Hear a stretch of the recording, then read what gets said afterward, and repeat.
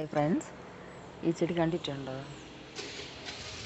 ഈ ചെടിയുടെ പേര് തൂതുവള.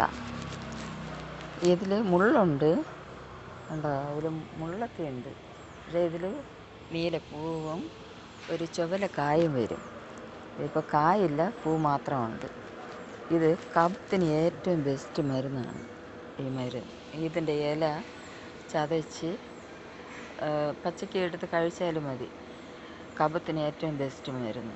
പിന്നെ ഇത് കൂട്ടാൻ വെച്ച് കഴിക്കാം. നമ്മൾ രസം വയ്ക്കുമ്പോൾ അതിലും ഇത് ചേർക്കാം. രസം വെച്ചും കഴിക്കാം. നല്ലൊരു ഔഷധ സസ്യമാണിത്, തൂതുവള. ഒരുപാട് ഗുണങ്ങളുള്ള ഒരു നല്ലൊരു ഔഷധ സസ്യം.